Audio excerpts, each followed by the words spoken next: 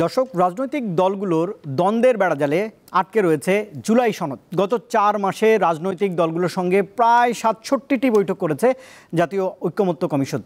এরপরও জুলাই সনদ এখন পর্যন্ত চূড়ান্ত হয়নি, বরং জুলাই সনদের আইনি ভিত্তি এবং বাস্তবায়ন প্রক্রিয়া নির্ধারণে আরও প্রকট আকার ধারণ করেছে বর্তমানের রাজনৈতিক সংকট। এমন বাস্তবতায় বলাই যাচ্ছে আসলে ঐক্যমত্য কত দূর। এ বিষয়ে আলোচনার জন্য দেশ ভাবনায় আজ স্টুডিওতে 3 জন অতিথিকে আমি আমন্ত্রণ জানিয়েছি। জুলাই সনদ বাস্তবায়নে ঐক্যমত্য হবে কিনা এই বিষয়ে আলোচনার জন্য সাকিব আনোয়ার রয়েছেন, সাংগঠনিক সম্পাদক, নাগরিক ঐক্য। আপনাকে স্বাগত জানাচ্ছি। একই সঙ্গে আমার সঙ্গে রয়েছেন তাসনিমা আক্তার, সদস্য, রাজনৈতিক পরিষদ, গণসংহতি আন্দোলন ও শ্রমিক আন্দোলনের সংগঠক। আপনাকেও স্বাগত জানাচ্ছি তাসনিমা আপা। একই সঙ্গে রয়েছেন আরিফুজ্জামান মামুন, বিশেষ প্রতিনিধি, দৈনিক আমাদের সময় এবং কূটনৈতিক সংবাদদাতাদের যে সংগঠন ডিকাপ রয়েছে তার সাধারণ সম্পাদক, সিনিয়র সংবাদকর্মী।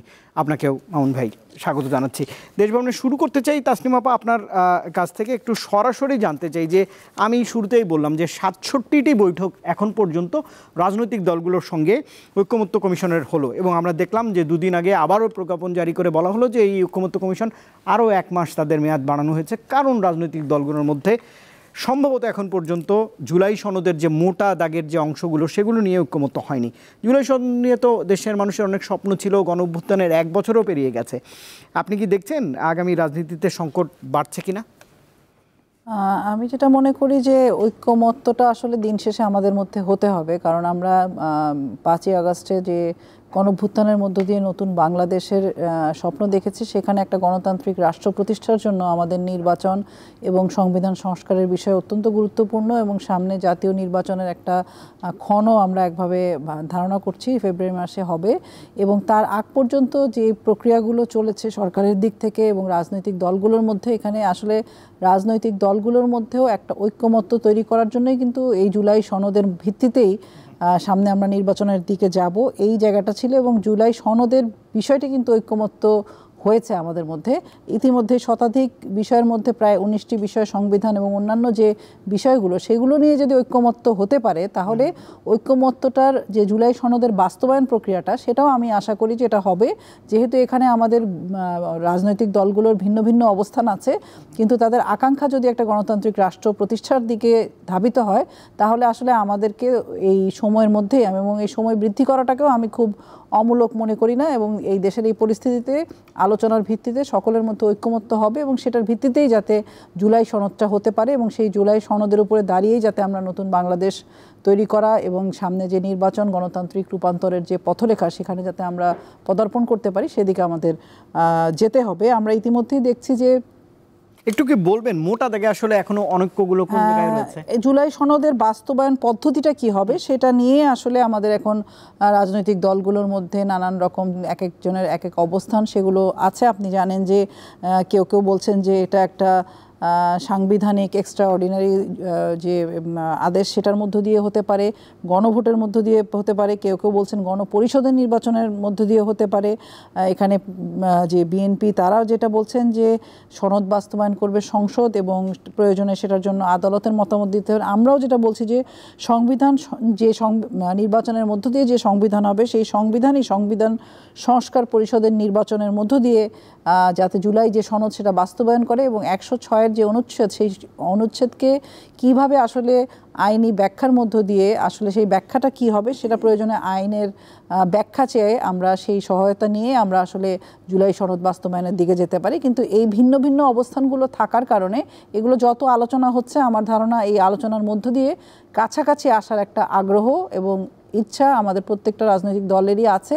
তাদের অবস্থান ভিন্ন আছে, কিন্তু আমার মনে হয় এই সময়টা আমাদেরকে নিতে হবে, এবং সময়ের মধ্য দিয়েই একটা জায়গায় আমাদেরকে আমরা পৌঁছাতে পারবো। যদি আমরা পৌঁছাতে না পারি, সেটা কিন্তু আমাদের দেশের এক ধরনের অচল অবস্থা তৈরি করা, নির্বাচনকে অনিশ্চিত করা, এবং আমরা যে গণঅভ্যুত্থানের যে অর্জন, সেই অর্জনকে ধূলিসাৎ করার জন্য নানান রকম প্রচেষ্টা কিন্তু আমরা দেখছি। যত নির্বাচনের সময় ঘনাচ্ছে, তত নানান বিষয়কে কেন্দ্র করে আমরা দেখছি যে ফ্যাসিবাদী শক্তি ছিল, তারাও কিন্তু নানাভাবে এই পরিস্থিতির সুযোগ নেওয়ার চেষ্টা করবে। ফলে আমাদের আসলে গণতন্ত্রের পথে হাঁটার জন্য আমাদের ঐক্যমত্যে আসা এখন আমি মনে করি অত্যন্ত জরুরি। সেটার জন্য সময় লাগলে আমাদের সময়টা নিতে হবে। নিশ্চয়ই। সাকিব আনোয়ার, সরাসরি প্রশ্নে যেতে চাই যে গণঅভ্যুত্থানের 1 বছর পর আমরা দেখছি যে রাজনীতিতে আরও বিভেদটা প্রকট হচ্ছে। আপনি এই ঐকমত্য কমিশনের বৈঠকগুলোতে নিয়মিতই থাকেন, আলোচনায় অংশ নেন, আলোচনায় সমাধান মেলে না কেন? আর আমরা কি আবারও রাজনীতির সেই পুরনো চেহারায় ফিরছি কিনা? ধন্যবাদ। ভোটেরও আর 4 মাস সময় বাকি আছে। জি ধন্যবাদ, শুভেচ্ছা জানাচ্ছি আমার সহ আলোচক এবং যারা শুনছেন।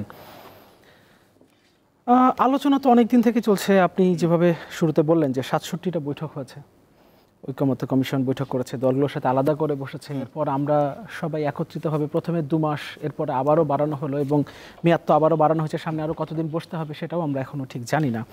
কিন্তু তারপরও সমাধানে আসা যাচ্ছে না। সমাধানে আসলে যে কারণে আসা যাচ্ছে না সেটা হলো আমরা এমন কিছু দাবি কিছু কিছু জায়গা থেকে আমরা পাচ্ছি, কিছু জায়গা বলতে রাজনৈতিক দলগুলো থেকে আমরা পাচ্ছি যে দাবিগুলো আসলে এই পুরো প্রক্রিয়াকে বাধাগ্রস্ত করছে। যেমন গণপরিষদ নির্বাচনের মাধ্যমে নতুন সংবিধান হতে হবে, কমিশনের ভেতর থেকে এবং কমিশনের বাইরে থেকে রাজনৈতিক চাপ হিসেবে অন্তর্বর্তীকালীন সরকারের উপরে এই ধরনের দাবি আসছে তাদের কাছে। গণপরিষদের মাধ্যমে নতুন সংবিধান, আমরা ঐকমত্য কমিশনে আপনি যে 67টা বৈঠকের কথা বললেন, এখানে আমরা কি করেছি? এক্সিস্টিং কনস্টিটিউশনের একটা আর্টিকেল ধরেছি, সেই আর্টিকেলে কি কি সংযোজন করতে হবে, কি কি বিয়োজন করতে হবে, সেই বিষয়গুলো নিয়ে আমরা কথা বলেছি। তারপরও দিনের পর দিন একই ইস্যুতে 4 দিন 5 দিন পর্যন্ত আমাদেরকে কথা বলতে হয়েছে। তারপরও কোনো ইস্যুতে আমরা একমত হতে পারিনি। কোনো ইস্যু আমরা ডিসেন্টিং ওপিনিয়ন রেখে সেটাকে র্যাপ আপ করেছি, কোনো ইস্যু বাদ দিতে হয়েছে। সেখানে আপনি যদি এখন নতুন সংবিধানের কথা বলেন, তার মানে আপনি পুরো কনস্টিটিউশনের সবগুলো আর্টিকেল নিয়ে তখন আপনাকে কাজ করতে হবে। তাহলে কতগুলো বৈঠক লাগবে তখন? যে প্যান্ডোরার বাক্সটা খোলা হবে, সেই প্যান্ডোরার বাক্স আসলে কখনো বন্ধ করা যাবে না। এটা আমরা যেভাবে বলছি আজকে এখানে টকশোতে বসে, যারাই দাবিটা করছেন তারা কি সেটা জানেন না? জানেন, কিন্তু তারপরও তাদের রাজনৈতিক যে অবস্থান, সেই অবস্থান থেকে তারা সরছেন না। জামাতের পক্ষ থেকে প্রভিশনাল কনস্টিটিউশনাল অর্ডারের মাধ্যমে যে বিষয়গুলোতে একমত হওয়া গেছে, এমনকি ডিসেন্টিং ওপিনিয়ন রেখে যেগুলো আমরা এখনো সনদে অন্তর্ভুক্ত রেখেছি, সেই সবগুলোর বাস্তবায়ন তারা চাইছে একটা অর্ডারের মাধ্যমে। সেই অর্ডার যদি মানে সেখানে যে বিষয়গুলো সনদে যে বিষয়গুলো থাকবে সেগুলো যদি আপনি না মানেন, তাহলে সেটা রাষ্ট্রদ্রোহিতা বলে বিবেচিত হবে। তারা যে ড্রাফটটা দিয়েছে সেই ড্রাফটে অদ্ভুত ব্যাপার হলো, এবং এই সনদের ভিত্তিতেই আগামী জাতীয় সংসদ নির্বাচন হবে, এটা তাদের প্রস্তাব। তাহলে দেখেন, এই যে সনদ, এই সনদের যে আলোচনা, এই আলোচনার কোথাও নিম্নকক্ষে পিআর পদ্ধতির কথা ছিল না। কিন্তু তারা যে আন্দোলনের ঘোষণাটা দিয়েছে, সেখানে তারা বলছে নিম্নকক্ষে পিআর পদ্ধতি, জুলাই সনদ বাস্তবায়ন এবং এই জুলাই সনদের ভিত্তিতে আগামী নির্বাচন, আরও কিছু দাবি আছে। এই দাবিগুলো নিয়ে তারা আন্দোলনে যাচ্ছে। তাহলে দেখেন, যে বিষয়টা এই সনদে অন্তর্ভুক্ত নয়, সেই বিষয়টা তারা যখন দাবি হিসেবে আনছেন, আবার তারাই বলছেন যে এই সনদের বাইরে কোনো কিছু আনলে সেটা রাষ্ট্রদ্রোহিতা বলে বিবেচিত হবে। তাহলে তো তারাই রাষ্ট্রদ্রোহিতা ইতোমধ্যে এই আন্দোলনের ঘোষণার মধ্য দিয়ে, যদিও তাদের সেই প্রভিশনাল কনস্টিটিউশনাল অর্ডার সেটা তো জারি হয় নাই, কিন্তু তাদের প্রপোজাল এটা। তার মানে সেলফ কন্ট্রাডিক্টরি হবার পরেও তারা এই কাজগুলো করছেন। তার মানে পুরো বিষয়টা হচ্ছে নিজেদের রাজনৈতিক স্বার্থে, নিজেদের রাজনৈতিক যে অবস্থান, সেই অবস্থানটাকে ধরে রেখে জাতীয় স্বার্থের বাইরে গিয়ে, যেমন গতকাল সৈয়দ আব্দুল্লাহ মোহাম্মদ তাহের, নায়েবে আমির জামাত ইসলামে, তিনি বললেন একবারের জন্য হলেও পিআর পদ্ধতি চাই। ভাই, যদি এইটা সবচেয়ে সুইটেবল পদ্ধতি হয়, তাহলে আপনি একবারের জন্য চাইবেন কেন? রাষ্ট্রের জন্য যদি ভালো হয়, তাহলে তো এইটা আমরা চাইবো যে এই রাষ্ট্র যতদিন আছে কিয়ামত পর্যন্ত পিআর পদ্ধতিতে নির্বাচন হোক, সেটাই তো হবার কথা।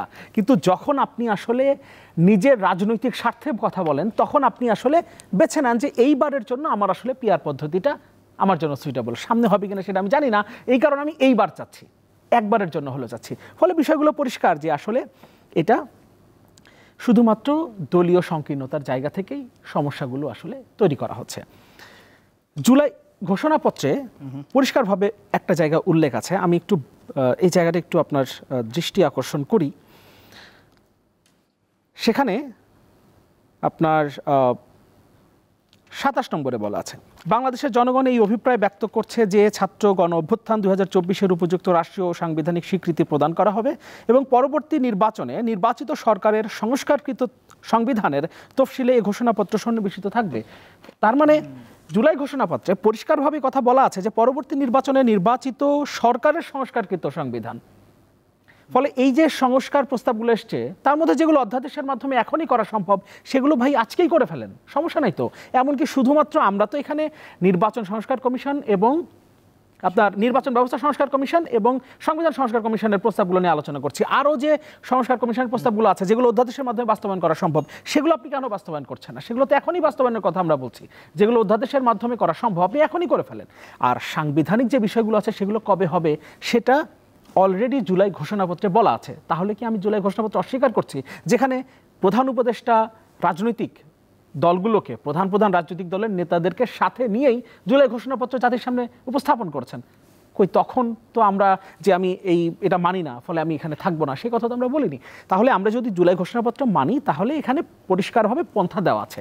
এখন আপনি যেটা তাসলিমা আপা বলছিলেন যে 106-এ আমরা এটার একটা আইনি ভিত্তি আমরা সুপ্রিম কোর্টের কাছ থেকে আমরা এটা নিতে পারি, সেটারও বিভিন্ন পদ্ধতি আছে। কোন পদ্ধতিতে গেলে আসলে আমাদের জন্য ভালো হবে, সবগুলো রাজনৈতিক দল মেনে নিবে, সেভাবে আমরা আসলে যেতে পারি। কিন্তু এখন আলোচনা চলমান অবস্থায়, যে সময় আলোচনা চলমান আছে, ঐকমত্য কমিশনের মেয়াদ 1 মাস বাড়ানো হয়েছে, আলোচনা টেবিলে আমরা প্রতিদিন বসছি, সেই সময় রাজপথের আন্দোলনের ঘোষণা দেওয়া রাষ্ট্রকে অস্থিতিশীল করার চেষ্টা ছাড়া আর কিছু না। নিশ্চয়ই।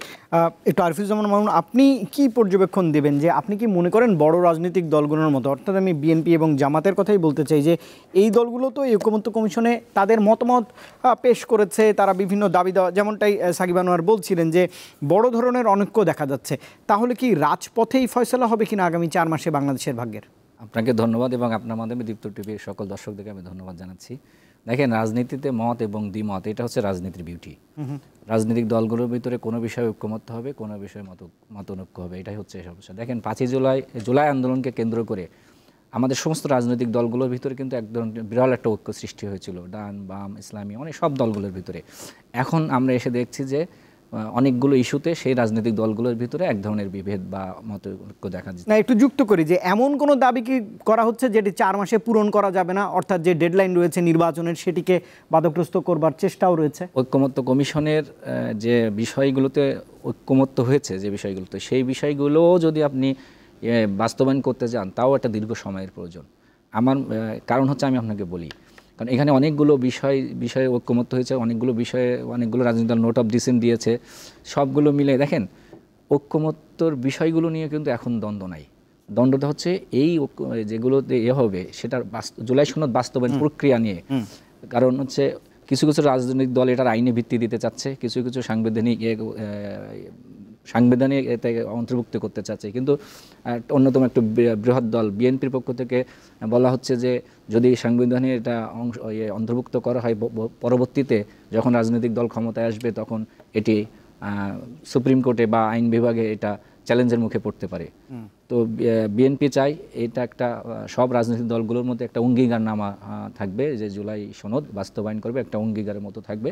এরপরে একটা ধাপে ধাপে এই জুলাই সনদটা বাস্তবায়ন করবে, যে অগ্রাধিকার ভিত্তিতে এই নির্বাচনের আগ পর্যন্ত এই সরকার কতগুলো বাস্তবায়ন করতে পারে যেগুলোতে ঐক্যমত্য হবে, তারপরে সরকার রাজনৈতিক যে সরকার ক্ষমতায় আসবে, যে কেউ আসতে পারে, তারা কি কি বিষয়ে বাস্তবায়ন করতে পারে, কোন সময়টুকু কতটুকু করতে পারে, এটা একটা অঙ্গীকারনামার ভিতরে তো চাই। বিএনপি থেকে এমন প্রস্তাব দিয়েছে সর্বশেষ যে যদি ঐক্যমত্য না হয় তাহলে বাস্তবায়ন প্রক্রিয়া কী হবে এটা আমরা সুপ্রিম কোর্টের কাছে আমরা মতামত নিতে পারি, সর্বশেষ বিএনপির পক্ষ থেকে যেটা বলা হয়েছে। তো এই বিষয়গুলো হচ্ছে, দেখেন ওই যে ভাই যেটা বললেন যে ঐক্যমত্য কমিশনের আলোচনার বিষয়বস্তুর বাইরেও কিছু রাজনৈতিক দল এমন কিছু ইস্যু নিয়ে এসেছে যেটা কিন্তু আলোচ্য সূচিতে ছিল না, যেমন পিআর পদ্ধতি কিন্তু ঐক্যমত্য কমিশন মূল আলোচনার বিষয়বস্তুর মধ্যে তাদের ছিল না। এখন তো জামাতের পক্ষ থেকে 2 কক্ষে, অর্থাৎ উচ্চকক্ষ নিম্নকক্ষ 2 কক্ষেই পিআর চাওয়া হচ্ছে।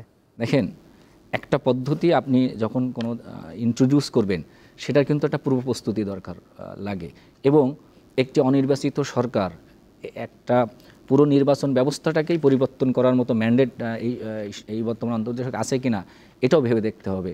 এবং জামাতের যে দাবিটা জামাত করছে সেটাও কিন্তু এক ধরনের ভাবার বিষয় আছে, যে পিআর পদ্ধতি এই মুহূর্তে এসে হঠাৎ করে কেন তারা পিআর পদ্ধতিকে সামনে আসলো, যেটা ঐক্যমত্য কমিশনের কোনো এতে ছিল না। অনেক রাজনৈতিক দলগুলোর মধ্যে উচ্চকক্ষে পিআর পদ্ধতি চালু হতে পারে বলে একটা হয়েছিল, কিন্তু নিম্নকক্ষে পিআর করার কথা খুবই 2-3টা দল ছাড়া কেউ নেই। ইভেন গণ অধিকার পরিষদ, গণসংহতি আন্দোলন ভাই নাগরিক ঐক্য এরাও কিন্তু নিম্নকক্ষে এই পিয়ারের কথা বলেনি।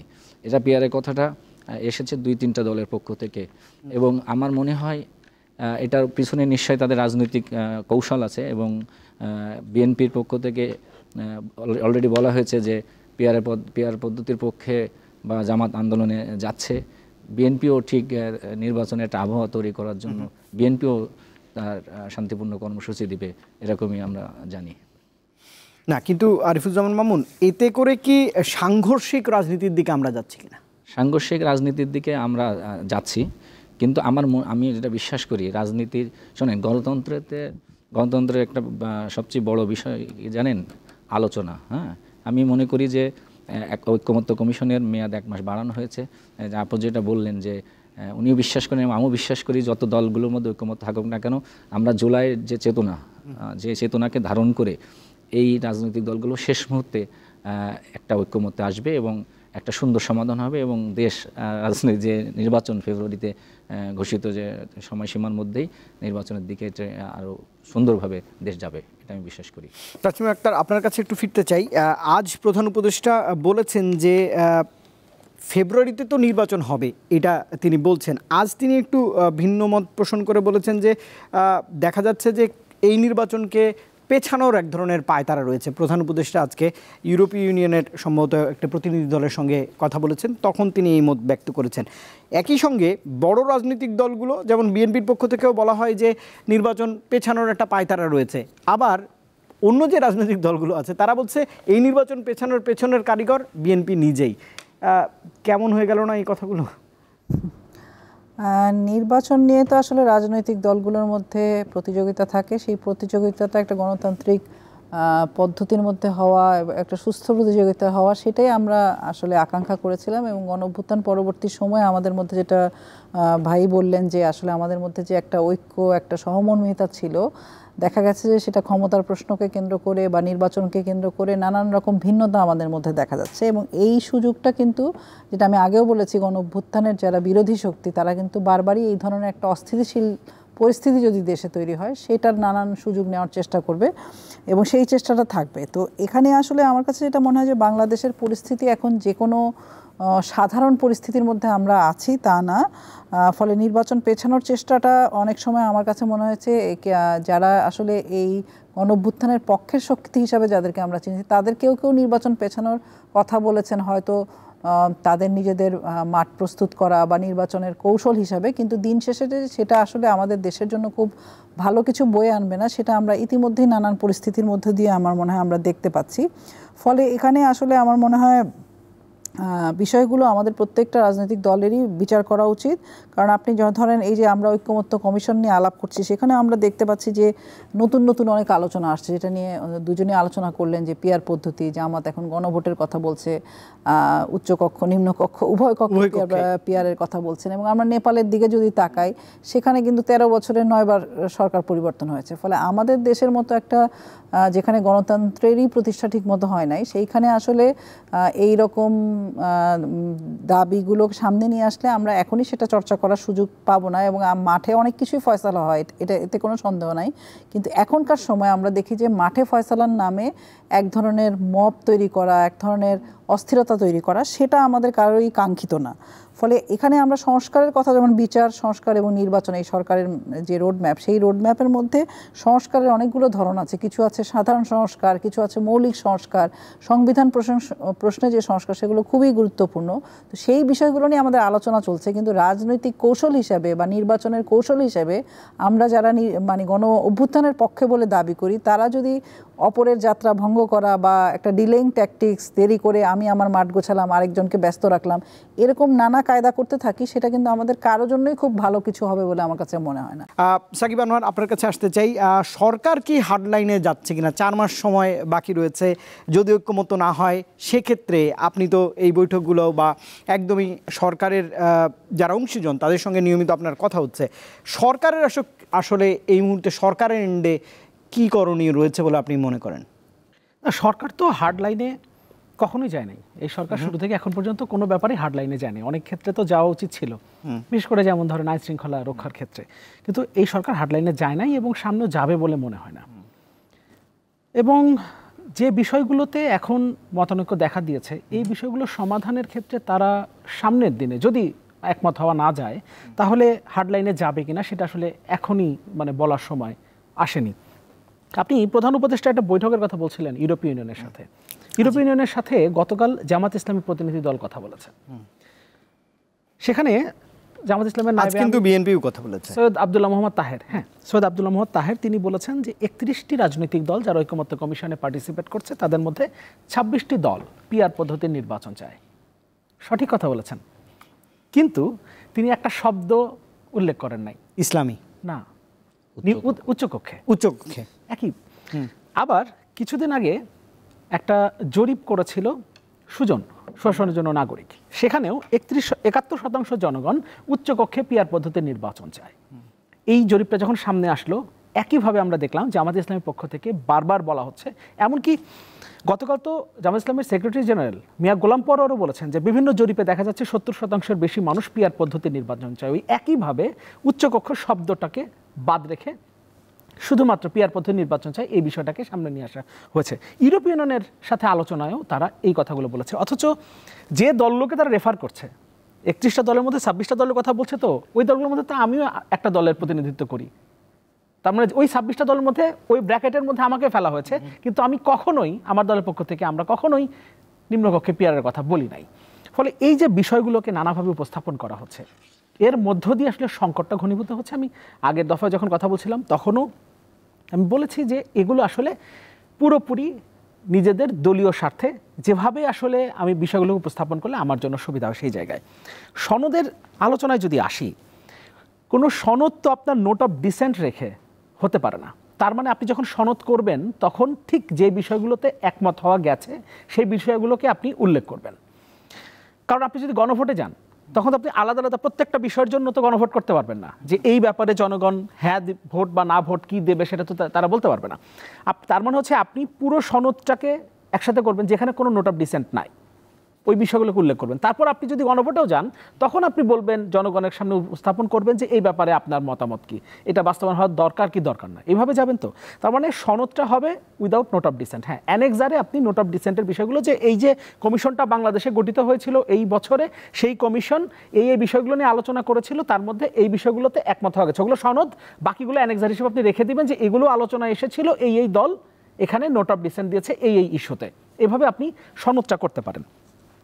তারপরে আপনি এই সনদ নিয়ে আপনি 106-এ বলা আছে যে এতটা জনগুরুত্ব সম্পন্ন কোনো বিষয় যদি হয় যেটা এখন মানে আইনের প্রশ্ন তৈরি হচ্ছে কিংবা ভবিষ্যতে আইনি প্রশ্ন তৈরি হতে পারে, তাহলে 106-এর এর থেকে ভালো পরিস্থিতি, মানে 106-এ যাওয়ার জন্য আপনার আর কি প্রয়োজন?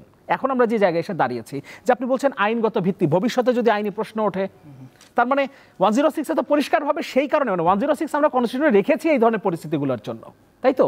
আপনি এরপরে রাষ্ট্রপতির মাধ্যমে আপনি অ্যাপিলেট ডিভিশনে যান, আপনি সুপ্রিম কোর্টের মতামত চান, সেখানে আপনি বলেন এই যে সনদটা তৈরি করা হয়েছে এই সনদ কিভাবে বাস্তবায়ন হবে, কিংবা রাষ্ট্রপতি আরও এগিয়ে বলতে পারেন যে এই সনদ আগামী যে নির্বাচন হবে সেই নির্বাচনের পরে আপনি বেঁধে দিতে পারেন 3টা বা 4টা হোয়াটএভার, বা আপনি একটাই বলেন যে একটা অধিবেশনের মানে প্রথম অধিবেশনেই এই সনদের যে বিষয়গুলো আছে সেগুলো সংবিধানে অন্তর্ভুক্ত করা বা সংযোজন বিয়োজন যেটাই হোক সেটা করা হবে।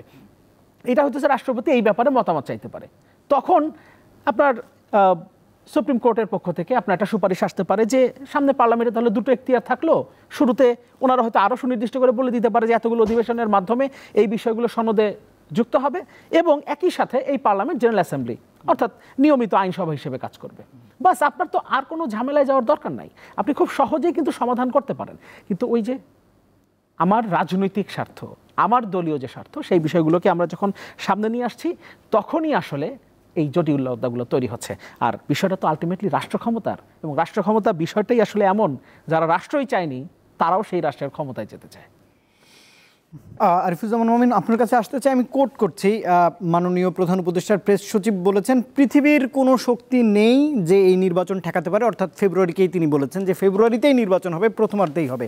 নির্বাচনের প্রস্তুতির জন্য দেশের বর্তমানের আইন শৃঙ্খলা পরিস্থিতি, নির্বাচন কমিশন, বড় বড় 2টো ফ্যাক্টর রয়েছে, প্রশাসনের রদবদলও একটা ফ্যাক্টর। আপনি সংবাদকর্মীর দৃষ্টিতে কি দেখছেন যে আসলে 4 মাস এই সময়টা কতটুকু আমাদের কাছে বেশি বা কম রয়েছে কিনা, এই নির্বাচনটি পরিচালনা করবার জন্য মাঠের পরিস্থিতি কি?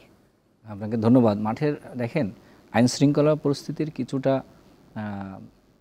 অবনতি তো আছে, এটা অস্বীকার করার উপায় নেই, এবং কেউ অস্বীকার এটা করছেন না। স্বয়ং স্বরাষ্ট্র উপদেষ্টাও গত 2 দিন বা 3 দিন আগেও বলেছেন কিছুটাই আছে, কিন্তু আমরা প্রতিনিয়তই কাজ করছি এবং আশা করছি যে নির্বাচনের আগে এটি নির্বাচনের জন্য যেটা দরকার একটা সুন্দর এবং উৎসবমুখর নির্বাচন করার জন্য সেই রকম আইন শৃঙ্খলা পরিস্থিতি হবে যেখানে সবাই অবাধে ভয়হীনভাবে ভোট দিতে পারবে।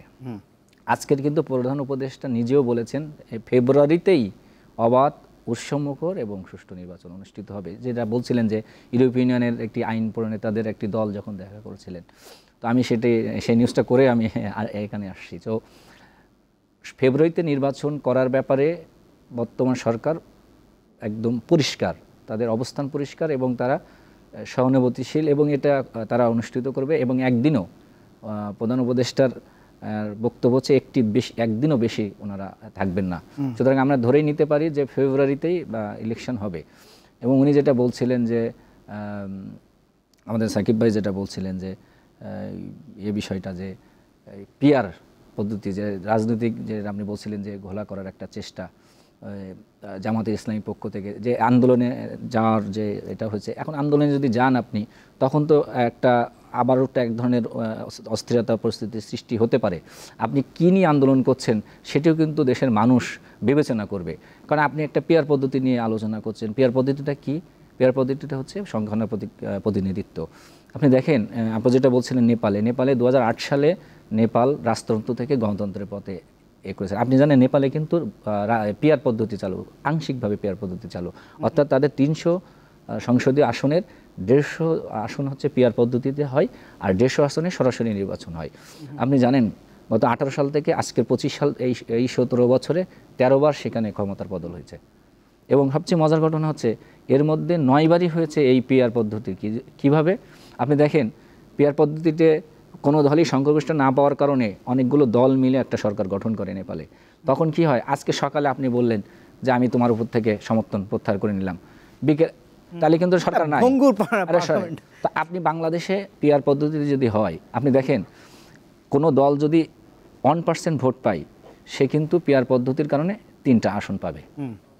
একদম তাহলে হবে কি? দেখেন আপনার এই যে যেখানে বসে আমরা কথা বলছি এই সংসদীয় আসনে আমরা কি করি? মানুষ দেখেও কিন্তু ভোট দিই। ওই এলাকার যে ভালো মানুষ বা জনপ্রিয় মানুষ তাকে দেখে কিন্তু আমরা ভোট দিই।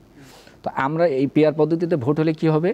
ওই এলাকায় আমি ধানের শীষে বা আমি দাঁড়িপাল্লায় বা আমি কাস্তে এতে ভোট দিলাম, কিন্তু আমি জানি না আমার এলাকায় জনপ্রতিনিধি আমি পাবো কি না। কারণ যে পার্সেন্টের ভোট পাবেন কেন্দ্রীয় নেতৃত্ব সেটা ঠিক করবে আমার আমি বেশি ভোট দিয়েও ওই আসনে ধানের শীষ বা দাঁড়িপাল্লা বা অন্য কোনো প্রতীকে বেশি ভোট পাইলেও আমি কিন্তু ওই প্রতীকে সংসদ সদস্য নাও পাইতাম আমার প্রতিনিধি। তাহলে আমার যে নাগরিক অধিকার, আমার যে ভোটটা আমি যে আমার প্রতিনিধি নির্বাচন করার জন্য আমার সেই অধিকারটাও কিন্তু ক্ষুণ্ণ হলো। কারণ আমি ভোট দিলাম বেশি কিন্তু আমি আমার পছন্দের জনপ্রতিনিধি পেলাম না। তো এই যে বিষয়গুলো এইগুলো হচ্ছে দেখেন আমাদের এই উপমহাদেশের যে রাজনৈতিক ক্যারেক্টার, সেই ক্যারেক্টারে আসলে পিআর পদ্ধতিটা আমাদের জন্য মানানসই না। আমাদের গণতন্ত্রটা আপনি যেটা বলছিলেন এখনও সেই প্রোগ্রাম প্রাতিষ্ঠানিক রূপ পায়নি। আমাদের গণতন্ত্রটা এখনও মানে ভঙ্গুর, মানে সেই স্ট্যান্ডার্ডে এখনও যাইনি আমরা যে সবাই একদম সুন্দর চর্চা করব। আমাদের দলগুলোর মধ্যে বিভিন্ন সময় বিভিন্ন ইস্যুতে আমরা সৃষ্টির পর থেকে বিভিন্ন বিষয়ে মতৈক্য দেখছি। সুতরাং আমার মনে হয় বা আমার একজন সংবাদকর্মী হিসেবে জামাত ইসলামের যে দাবি বা আর 2-1টা ইসলামিক দলগুলো, ইভেন দেখেন জুলাই আন্দোলনের যারা মূল স্টেক হোল্ডার বলে আমরা করি যে জাতীয় নাগরিক পার্টি এনসিপি, তারাও কিন্তু নিম্নকক্ষে পিআর চায় না। এটা আপনি অদ্ভুত একটা বিষয়। তো এই যে আপনি যেটা বলছিলেন যে এই দাবিগুলো দিয়ে এক ধরনের রাজনৈতিক উদ্দেশ্য হাসিল করা, এটাও উদ্দেশ্য থাকতে পারে। হ্যাঁ, এবং তবে আমার যেটা ধারণা বর্তমান অন্তর্বর্তী সরকার এবং প্রধান উপদেষ্টা উনি অত্যন্ত আন্তরিক। ডক্টর মোহাম্মদ ইউনূস শান্তিতে নোবেলজয়ী, উনি নিজেই শান্তিতে নোবেলজয়ী এবং ওনার সারা বিশ্বে আমি দেখেছি ওনার সাথে বিভিন্ন করতে গিয়ে যে পরিমাণ গ্রহণযোগ্যতা এবং ইমেজ, উনি নিশ্চয়ই এই রাজনৈতিক দলগুলোর ভিতরে এবং উনি যখনই কোনো দেশে যখনই কোনো অস্থিরতা তৈরি হয় উনি কিন্তু রাজনৈতিক দলগুলোর সাথে বৈঠক করেন। কখনোই কিন্তু হার্ডলাইনে, উনি যেটা বলছিলেন যে হার্ডলাইনে যাবে কিনা সরকার, কিন্তু হার্ডলাইনে কিন্তু সরকার কখনো যায়নি। সরকার সবসময় সহানুভূতির সাথে খুব মানে সহজভাবে বিষয়গুলো সমাধান করার চেষ্টা করেছেন এবং রাজনৈতিক দলগুলোকে স্পষ্ট বার্তা দিয়েছেন, আপনারা আপনাদের মধ্যে যে ধরনের দূরত্ব আছে সেই দূরত্ব কমান, আমরা একটি সুন্দর এবং অবাধ নিশ্চয়ই। তাসলিম আক্তার, আপনার কাছে একটি বিষয় জানতে চাই যে সরকারের সামনের চ্যালেঞ্জ বলতে অনেক বিশ্লেষকই বলছেন যে জনগণের মধ্যে একটা আস্থা ফেরানোর চ্যালেঞ্জও রয়েছে। শুধুমাত্র রাজনৈতিক দলগুলো যে ঐক্যে ফেরানো, তারপরে নির্বাচনের দিকে যাওয়া, জনগণের আস্থা ফেরাতে কিন্তু দেখা যাচ্ছে যে যেমনটা এই গণমাধ্যম কর্মী বলছে, আইন শৃঙ্খলা পরিস্থিতিও কিন্তু এখন পর্যন্ত বলা যায় খানিকটাই খারাপই রয়েছে। এই ব্যাপারে সরকারের কোনো উদাসীনতা আপনার চোখে পড়ে কিনা, যে সময় তো বেশি নেই আর?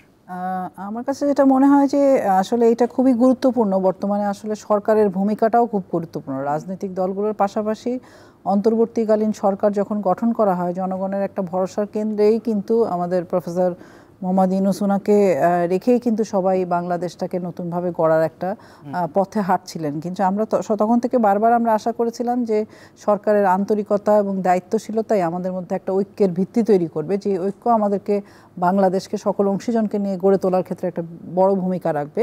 সেইটা কিন্তু আমাদের প্রাথমিকভাবে আমাদের প্রত্যেকের আকাঙ্ক্ষা ছিল। সেখানে আইন শৃঙ্খলা পরিস্থিতি একসময় প্রথম দিকে খারাপ ছিল এবং সেটা কিন্তু একভাবে নিয়ন্ত্রণের মধ্যে আসছে, এরকম একটা জায়গায় কিন্তু আমরা দেখেছি। কিন্তু পরবর্তী সময়ে যত বেশি রাজনৈতিক দলগুলোর মধ্যে দূরত্ব তৈরি হবে, জনগণের মধ্যেও অনাস্থা তৈরি হবে, ফলে আমরা এখন আশা করি যে রাষ্ট্রের একটা, সরকারের একটা বিশেষ ভূমিকা দরকার। কারণ আপনি দেখবেন যে অনৈক্যগুলো বা দূরত্বগুলো কিভাবে তৈরি হয়েছে। যেমন ধরেন যে ভাই ঘোষণার কথা বললেন, যে জুলাই ঘোষণা যখন হলো তখন আমরা দেখলাম কারোর সাথে কাগজ চালাচালি করা হলো আর কারোর সাথে বৈঠক করা হলো। তো কারোর সাথে মানে কেউ ক্ষমতায় যাচ্ছে, যারা মানে গণঅভ্যুত্থানের কোনো অংশীজন যদি ক্ষমতায় যাচ্ছে, তাদের সাথে সরকার মহলের যেই মানে আচরণ বা আন্তরিকতা, সেটা সকলের সাথে একই রকম গুরুত্ব দেওয়া হতেছে না।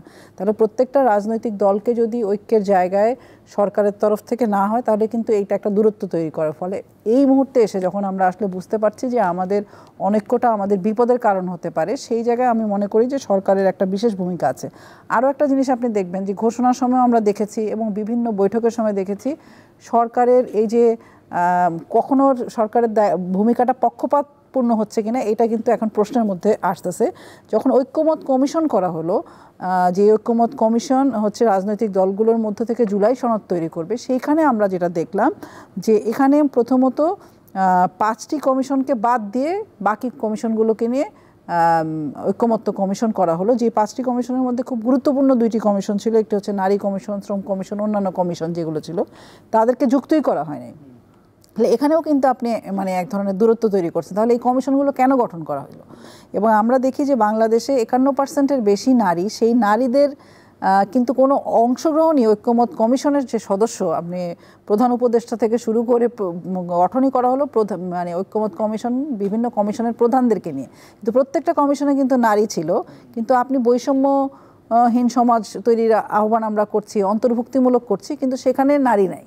তাহলে এইরকম একটা অবস্থায় আমরা দেখছি এখন আবার আমাদের বিভিন্ন নারী সংগঠনগুলো, বিভিন্ন নারী আন্দোলনের কর্মীরা, তারাও কিন্তু এখন বলছে যে সংসদে যে 50টি আসন সেটি নয়, 100 আসনে সরাসরি নির্বাচনের কথা বলা হচ্ছে এবং জুলাই সনদে বলা হচ্ছে 100 আসন হবে, কিন্তু কবে হবে, কি পদ্ধতিতে হবে, সেটা কি 50টাই যে সংরক্ষিত আসন আছে সেটাকে 100টা করা হবে, না আসলে এখন যে সরাসরি নির্বাচনের কথা বলা হচ্ছে সেটা করা হবে?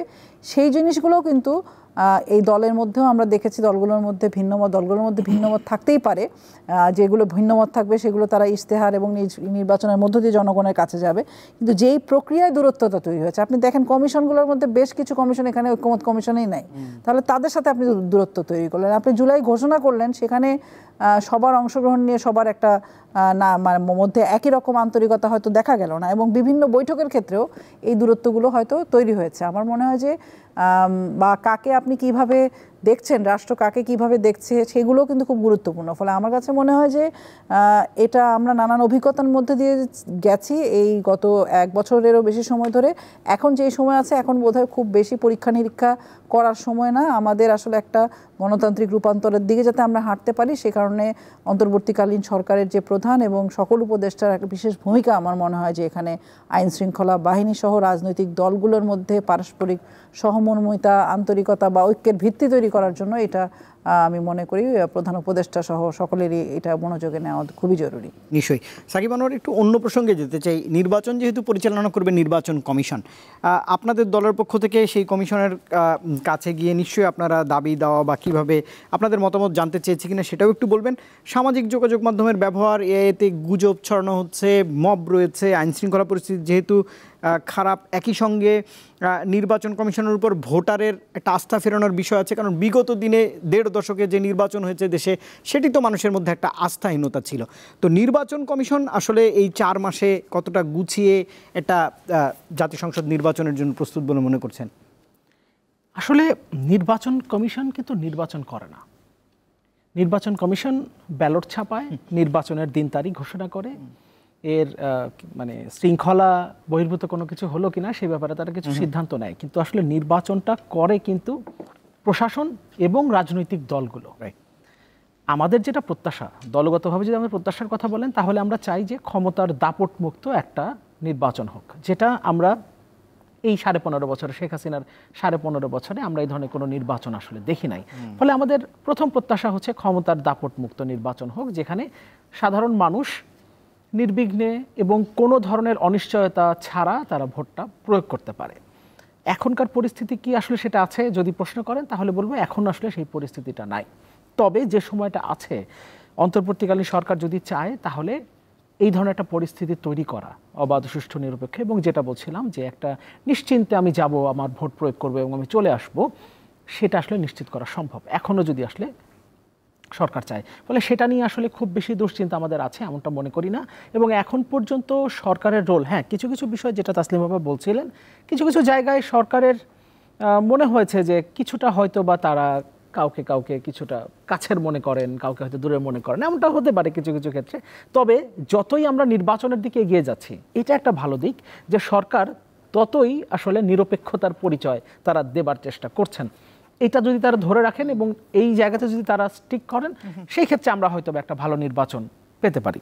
আর একটা কথা আমি একটু যোগ করতে চাই, আরিফুজ্জামান মামুন যেটা বলছিলেন পিআর পদ্ধতির ব্যাপারে। পিআর পদ্ধতিতে আমাদের সংবিধানের আমি মনে করি সবচেয়ে গুরুত্বপূর্ণ অনুচ্ছেদ আসলে অনুচ্ছেদ 7।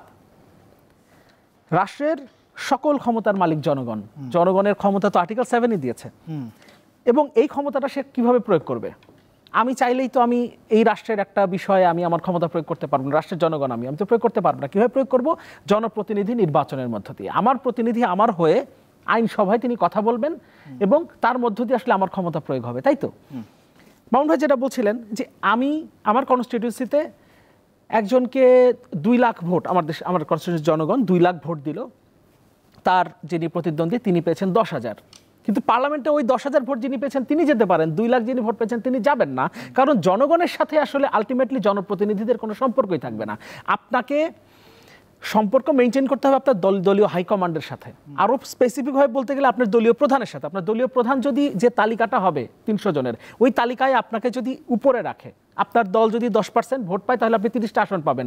30-এর বাইরে যদি আপনার নাম থাকে তাহলে আপনি আসলে পার্লামেন্টে যেতে পারবেন না, যদিও আপনি আপনার কনস্টিটিউয়েন্সিতে জিতেছেন। কিন্তু আবার আপনি যদি 10,000 ভোটও পান এবং আপনার নিকট মানে আপনি যার কাছে হেরেছেন তিনি যদি 3 লাখ ভোটও পায়, তারপর আপনি পার্লামেন্টে যেতে পারেন যদি আপনার দলীয় হাইকমান্ড আপনাকে বা আপনি তাকে খুশি করতে পারেন, মানে তার সন্তুষ্টি অর্জন করে আপনি যদি তালিকায় উপরে স্থান পান। অনেক দল আছে যারা এখন পিআর পদ্ধতির কথা বলছে না, আপনি থ্রেশহোল্ড যদি একটা ধরে দেন যে 5% থ্রেশহোল্ড লাগবে, অর্থাৎ 5%-এর নিচে যারা হবে তার আসন পাবে না। 5% হলে তো 15টা সিট আপনি পাচ্ছেন। তাইলে দেখবেন অনেকেই আবার এই জায়গা থেকে চলে আসবে, আবার বলবে যে আগের পদ্ধতিতেই ভোট হোক। তখন আপনি বুঝতে পারবেন যে এটা আসলে দলীয় বিবেচনায় যাদের 2% ভোট বা 4% ভোট আছে তারাও এখন মনে করছে যে আমি তো আমার ওই আসনে আসলে জিততে পারতাম না, কিন্তু সারা বাংলাদেশ মিলে আমার তো অনেক সমর্থন আছে, আমার তো অনেক মুরিদান আছে, ফলে তাদের ভোট তো আমি পাবো সারা বাংলাদেশ মিলে, আমার 3% 4% আছে। আপনি 5% থ্রেশহোল্ড করে দেন, দেখবেন যে পরের দিন থেকেই আর মুখে পিয়ারের নাম নিবে না। নিশ্চয়ই। আরিফুজ্জামান মামুন, একদমই 5 মিনিটের মতো সময় আছে, দুজনের কাছ থেকে একটু কমেন্ট নিতে চাই। নতুন রাজনৈতিক দল এনসিপির উপর নিশ্চয়ই আপনার নজর ছিল বা রাখছেন। আপনি 7 মাস বয়সী একটি রাজনৈতিক দল, নির্বাচন কমিশনে এরকম 30টির অধিক রাজনৈতিক দল তারা নিবন্ধনের জন্য যাচ্ছেন, যাচাই বাছাই প্রক্রিয়ার মধ্যে আছেন। এই রাজনৈতিক দলগুলো আসলে কতটা ভোটের মাঠে জনগণের কাছে পৌঁছাতে পারছে বা বার্তা নিয়ে যাচ্ছে, ফ্যাক্টর হবে কিনা? না, দেখেন, এনসিপির বিষয়টা আলাদা, কারণ এনসিপি হচ্ছে যে যাদের উপর ভিত্তি করে বা যাদের নেতৃত্বে আমরা স্বৈরাচার যে হাসিনা সরকারকে আমরা পতন করতে পেরেছি, আমরা যে বিজয় এসেছি, কিন্তু এই এনসিপি যারা নেতৃত্ব দিচ্ছেন তাদের হাত ধরেই, এটা যেই স্বীকার করুক আর না করুক, তারা কিন্তু ফ্রন্ট লাইনে ছিল। তো তাদের একটা আবেদন সারা দেশে আছে। তো এনসিপি নিশ্চয়ই তারা রাজনীতি করছেন, 7 মাস বয়স, নবীন, চেষ্টা করছেন বিভিন্ন জায়গায় সারা দেশে পৌঁছানোর জন্য, মানুষের কাছে পৌঁছানোর জন্য। এবং আমি মনে করি যদি এনসিপি রাজনৈতিকভাবে দূরদৃষ্টিসম্পন্ন সিদ্ধান্ত নিতে পারে, তাহলে হয়তো এনসিপি রাজনীতিতে অনেক দিন টিকে যাবে বলে আমি বিশ্বাস করি। এবং আমি বিশ্বাস করি খুব শীঘ্রই তারা এতে নির্বাচন কমিশনের নিবন্ধনও পেয়ে যাবে বলে আমি মনে করি। এবং আগামী নির্বাচনে নিশ্চয়ই এনসিপি কোনো জোট থেকেই হয়তো জোটবদ্ধ হয়ে ইলেকশন করবে বলে আমি মনে করি। এবং আমার যতটুকু রাজনীতিকে, আমি একজন রাষ্ট্রবিজ্ঞানের ছাত্র হিসেবে একটু বলতে পারি যে রাজনীতি পর্যবেক্ষণ যা দেখেছি যে এনসিপি আগামী দিনে জোটবদ্ধভাবেই নির্বাচন করবে, একা নির্বাচন করবে না। এবং সেক্ষেত্রে তাদের রাজনীতিতে হয়তো আরও অনেক দিন টিকে থাকার বা কার্যকরী থাকার সম্ভাবনা আছে। নিশ্চয়। আরিফুজ্জামান মামুন, অসংখ্য ধন্যবাদ দেশভ্রমণের সময় দিয়েছেন। তাসলিমা আক্তার, আপনাকে দিয়ে শেষ করতে চাই। আপনার পর্যবেক্ষণ অনুযায়ী যে সময়সীমা আছে, চ্যালেঞ্জের কথাগুলো তো বললেন, মোটা দাগে সরকারের এন্ডে এই নির্বাচনকে সুষ্ঠু, আনন্দমুখর এবং যেটি প্রত্যাশিত, যেমনটা বলা হচ্ছে মাননীয় প্রধান উপদেষ্টার পক্ষ থেকে, সেটি করতে যে চ্যালেঞ্জগুলো রয়েছে, সেটির মোটা দাগে কোন জায়গায় বাধা রয়েছে আপনার মনে হয়? একটা তো আমি বারবার করে যেটা বলছি যে রাজনৈতিক দলগুলোর মধ্যে পারস্পরিক সহমর্মিতা এবং আস্থার সম্পর্ক যাতে তৈরি হয় এবং সরকারের প্রতিও যাতে জনগণের আস্থা তৈরি হয়, সেই জায়গাগুলোতে সরকারের বিশেষ মনোযোগ দিতে হবে এবং আইন শৃঙ্খলা বাহিনীর বিষয়েও মনোযোগ দিতে হবে। এবং আমাদের দেশে বর্তমান সময়ে কিন্তু অর্থনীতির অবস্থাও বেশ একটা অনিশ্চিত অবস্থার মধ্যে আছে। আপনি জানেন যে প্রায় 353 কারখানার মতো বন্ধ হয়ে গেছে এবং লক্ষাধিক শ্রমিক বেকার অবস্থায় আছে। এই রকম একটা পরিস্থিতিতে আসলে নির্বাচনকে কেন্দ্র করে সরকারের একটা সকল রাজনৈতিক দলকে নিয়ে একটা ঐক্যমত্যের ভিত্তিতে সকলের মধ্যে যাতে ঐক্য এবং একটা নতুন বাংলাদেশকে গড়ার অংশীদার যাতে সবাই হতে পারে, সেই জায়গাটা যাতে তৈরি করতে পারে, সেটার বিষয়ে আমি মনে করি সরকারের একটা বিশেষ ভূমিকা এটা নির্বাচনকে সুন্দরভাবে আমাদের সামনে আনার ক্ষেত্রে একটা ভূমিকা রাখবে। এবং একই সাথে রাজনৈতিক দলগুলোরও পরস্পরের প্রতিযোগিতা হবে, কিন্তু সেই প্রতিযোগিতাটা যাতে একটা সুস্থ প্রতিযোগিতা হয় এবং সেটার নিজেদের মধ্যেও যাতে একটা সম্পর্ক, যেমন আমরা বলেছিলাম যে নির্বাচনকে কেন্দ্র করে প্রত্যেকটা অঞ্চলে যাতে করে একটা কমিটি করা হয় সবগুলো রাজনৈতিক দলকে নিয়ে, তাতে করে নির্বাচন পূর্ববর্তী সময় যাতে ওই পরিবেশটাকে পর্যবেক্ষণ করা এবং ঐক্যমত্যের ভিত্তিতে সবাই কাজ করবে, সেটাও হয়তো একটা পরিবেশ তৈরি করতে পারে। ফলে সরকারকে এই বিষয়গুলো যাতে পরিবেশটা এখানে আইন শৃঙ্খলা পরিবেশ থেকে শুরু করে পারস্পরিক সম্পর্কের জায়গাগুলো একটা নির্ভরযোগ্য জায়গায় থাকে, সেটার জন্য সরকারের ভূমিকাটা আমি মনে করি এখানে খুব গুরুত্বপূর্ণ। সাকিব আনোয়ার, খুব সময় কম রয়েছে, একটু কমেন্ট জানতে চাই। অধ্যাপক আলী রিয়াজ বলছিলেন যে যদি ফেব্রুয়ারি নাগাদ আমরা একটা সুষ্ঠু নির্বাচন করতে না পারি, মানে সরকারের যেহেতু তিনি মুখপাত্র বা কমিশনের সহসভাপতি, বাংলাদেশের ভাগ্যে কিছুটা দুর্গতি বা খারাপই তিনি দেখছেন। আপনি কি তাই মনে করছেন? অবশ্যই ভয়াবহ সংকটে পড়বে যদি ফেব্রুয়ারিতে সরকার ঘোষিত কিংবা নির্বাচন কমিশন ঘোষিত যে তারিখ বা যে ডেডলাইন তারা বলেছে এর মধ্যে যদি নির্বাচন আয়োজন করা না যায়।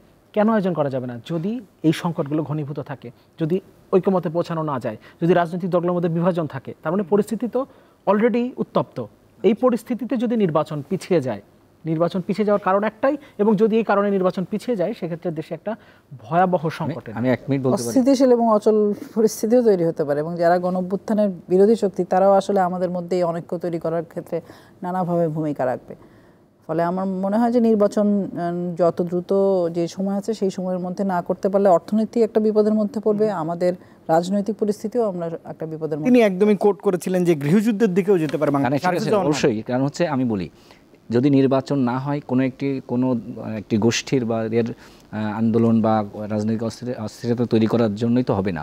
তো যারা তৈরি করবে, এই যদি নির্বাচন সঠিক সময় না হয় তাহলে যারা পরাজিত শক্তি তারা কিন্তু ফিরে আসার চেষ্টা করছে এবং তারা ফিরে আসবে এবং কঠিনভাবেই ফিরে আসবে, এবং এর দায়ভার যারা এই নির্বাচনকে পেছানোর পিছনে যাদের আন্দোলনের কারণে নির্বাচনটা পেছাবে তাদেরকে নিতে হবে। নিশ্চয়। আরিফুজ্জামান মামুন, অসংখ্য ধন্যবাদ। একসঙ্গে তাসনিমা আক্তার এবং সাকিব আনোয়ার সময় দিয়েছেন দেশ ভাবনায়। ভালো থাকবেন, অন্যদিন নিশ্চয়ই কথা বলার সুযোগ থাকবে। নিশ্চয়ই আরও আলোচনা হবে। আগামী 4 মাস বাংলাদেশের জন্য অনেকটাই চ্যালেঞ্জের। নিশ্চয়ই বাংলাদেশের মানুষ একটা সুষ্ঠু গ্রহণযোগ্য ভোটে অংশ নেবেন। ভোটাধিকার অনেক দিন প্রয়োগ করতে পারেনি, সেটিতেও অংশ নিয়ে দেশকে একটি গণতান্ত্রিক পন্থায় এগিয়ে নেবে বাংলাদেশের মানুষই, এমন প্রত্যাশা থাকছেই। এই ছিল আজকে দেশ ভাবনায় এই মুহূর্তের বাংলাদেশে। দর্শক, এতক্ষণ সঙ্গে থাকবার জন্য ধন্যবাদ সবাইকে।